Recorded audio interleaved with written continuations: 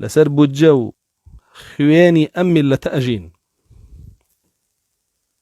قەسەم بەخوا سیارەکانیشیان بە خوێنی ئەم میلەتە ڕوابەڕێەوە.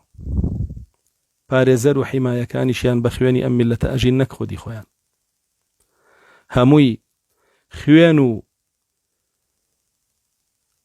ئاهی ئەم میلەتەیە گوشراوە بۆیان و ئەوانی پێنێرێ بۆ دەورات و ئەوانی پێ گەورا کرێ و دێنەوە لێرە ئەیانەوێ لە سروشتی ئینسانیەتیش کچ و کوڕەکانمان بکەنە دەرەوە، نەک لە ئیسلامەتی بەتەنە. تەماشاکەن ئەڵڵا لە قورئانە ئەمری بە مسلمانان کردووە، فەرموویەتی یا ئەیها الذین آمنوا قوا أنفسکم و ئەهلیکم نارا. ئەی ئەوانەی ئیمانتان هێناوە، خۆتان و خانەوادەکەتان بپارێزن لە ئاگر. ئەمانەڵێن تۆ بۆت نییە بە کچەکەت بڵێ زینا مەکە، مەچۆ بۆ کافتریا، مەچۆ بۆ بەدڕەوشتی، بەڵکو ئەبێ لی گەڕی شایستەی ئاگر بێ. تو حەقت نییە. با بڕوە هەزاران زینا بکە بە دڵی خۆی، و ئەگەر تۆ ڕێگری بکەی، ئەی کچ ئەگەر باوکە ڕێگری کرد تەلەفۆن کە، ئێمە بۆت عاقڵەکەین، تۆ وەرە دەرەوە بۆ کافتریاکەت و بۆ گازینۆکەت و بۆ مەلەهاکەت و بۆ مەشروبخانەکەت بە دڵی خۆت کە.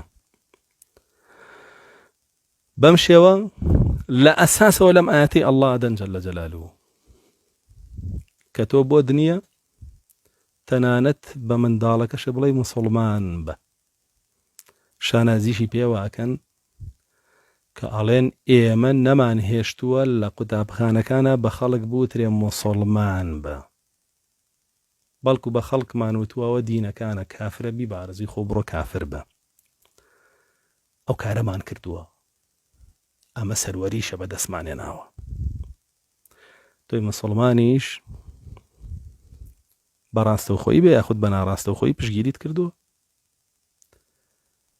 جاگەر تا ئێستا نەوزانیوە لە مەودووە دەست هەڵگرە لە پشگیری کردنیان، ئەوە زانیت، بەڵکو دژایەتیان کە، چکە بەڕاستی بە 5 شت بێ بۆ دمۆر کردوون.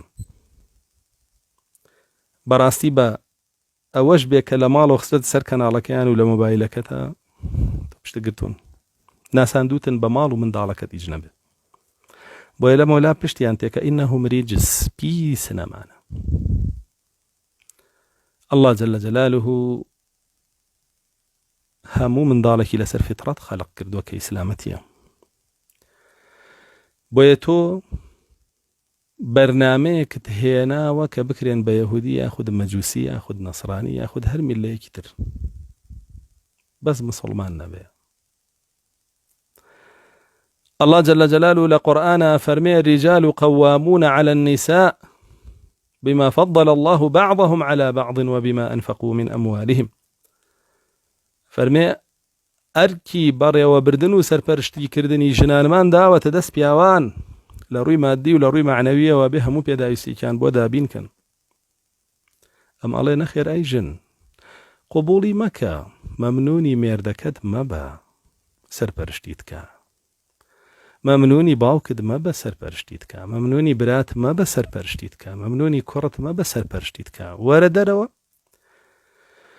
مەمنونی کوڕی خەڵک بە ئیشت باتێ وە سەرپەرشتیتکە، مەمنونی مێردی خەڵک بە ئیشت باتێ و سەرپەرشتیتکە، مەمنونی باوکی خەڵک بە ئیشت باتێ و سەرپەرشتیتکە، مەمنونی برای خەڵک بە ئیشت باتێ و سەرپەرشتیتکە. ئەگەر لەو لاشەوە ویستی هەرچێکی بۆ بکەی بۆی بکە، کێشە نییە، با ئیشەکەت لە دەست نەیە.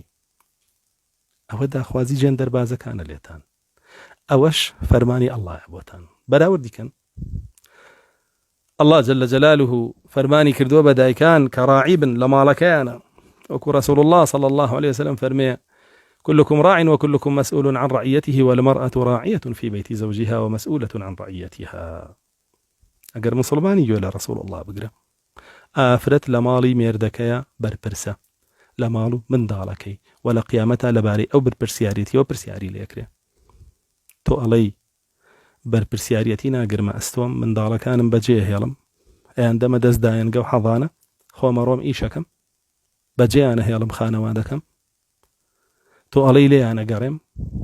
با لە مۆبایلەوە لە ئایپادەوە لە ڕێی مەکتەب لە ناو مەکتەب و لە ناو هەموو ناوەند و سنتەرەکانە کێ ئەناسن و چی ئەکەن بیکەن تۆڵی منوە ئەەکەم دەی پرسیارە لێکرێ لە ڕۆژی قیامەتە.